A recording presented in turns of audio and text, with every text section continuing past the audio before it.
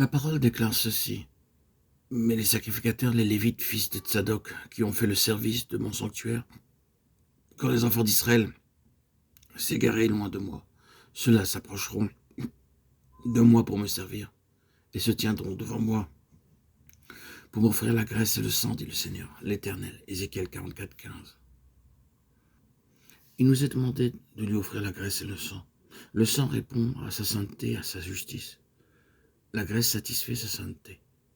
Le sang traite la question de nos péchés et la graisse celle de sa satisfaction. Le sang enlève tout ce qui procède de la vieille création. La graisse introduit la nouvelle. Et cela est bien plus grand qu'une simple doctrine. Notre vie d'âme fut remise en cause lorsqu'il livra son âme jusqu'à la mort. Lorsqu'il répandit son sang éternellement incorruptible, il ne répandait pas seulement sa propre vie, il déversait toute la potentialité de la vie de l'homme naturel. Il a non seulement été confronté avec la mort, mais il est ressuscité d'entre les morts. Et la vie par laquelle il la vit pour Dieu. Il vit pour la satisfaction de Dieu. Il offre la graisse et le sang. Si nous voulons servir le Seigneur, nous aussi, nous devons offrir la graisse et le sang. Et cela est rendu possible uniquement sur la base de ce qu'il a accompli. Un tel ministère s'exerce dans un lieu bien précis. Ils entreront dans mon sanctuaire, ils s'approcheront de ma table pour me servir. Ils seront à mon service. Ézéchiel 44, 16. Ce ministère s'exerce dans le sanctuaire intérieur, dans le lieu caché et non pas dans la cour extérieure exposée aux yeux de tous. Les gens peuvent penser que nous ne faisons rien, mais le service de Dieu dans le lieu très saint est de beaucoup supérieur au service qui s'accomplit pour les autres dans le parvis du temple. Frères et sœurs en Christ, apprenons ce que signifie se tenir devant le Seigneur, attendant ses ordres, accomplissant tout service sur ses seules indications, sans être gouverné par autre chose que sa seule volonté. Dans ce passage d'Ézéchiel 44, nous voyons comment les Lévites devaient être vêtus pour servir le Seigneur.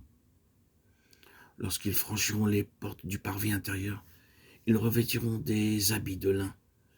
Ils n'auront sur eux rien qu'il soit en laine quand ils feront le service aux portes du parvis intérieur et dans la maison. Ils auront des tiares de lin sur la tête et des caleçons de lin sur leurs reins. Ils ne se ceindront pas point de manière à exciter la sueur.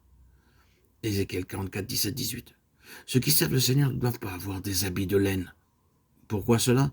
L'explication nous est donnée dans ce passage. Ils ne mettront pas de ceinture qui provoque la sueur. Aucune œuvre qui produise la sueur ne peut être acceptée par le Seigneur. Mais que signifie donc la sueur? Nous avons tous que la première mention de la sueur se trouve dans la Genèse lorsque Adam fut chassé du jardin d'Éden après le péché d'Adam. Dieu a déclaré ceci. Il dit à l'homme, puisque tu as écouté la voix de la femme et que tu as mangé de l'arbre au sujet duquel je t'avais donné cet ordre, tu n'en mangeras point. Le sol sera maudit à cause de toi. C'est à force de peine que tu en tireras de nourriture tous les jours de ta vie.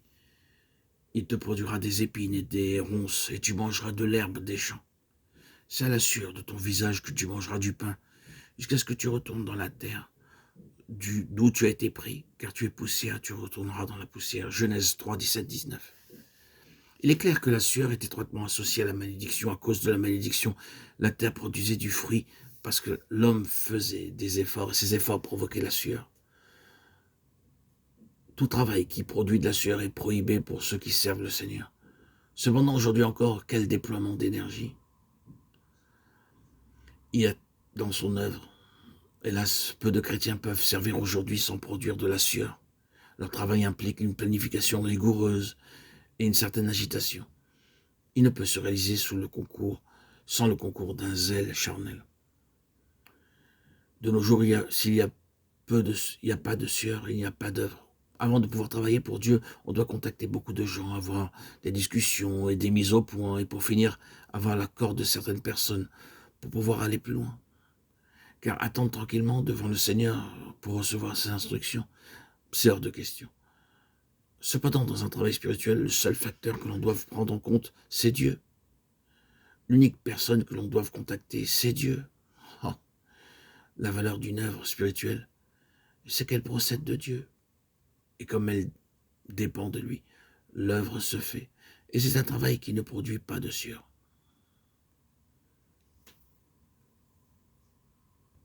Si vous devez promouvoir une œuvre à grand renfort de publicité, alors il est évident qu'elle ne découle pas de la prière faite dans la présence de Dieu. Reconnaissons ensemble que seule une œuvre qualifiée de véritable spirituelle procède de Dieu. Si vous travaillez réellement dans la présence de Dieu, lorsque vous irez vers les hommes, vous aurez une réponse. Vous n'aurez pas besoin de faire usage d'un tas de choses pour les aider. L'œuvre spirituelle, c'est l'œuvre de Dieu. Et quand Dieu agit, il n'est pas nécessaire que l'homme produise des efforts qui le fassent transpirer.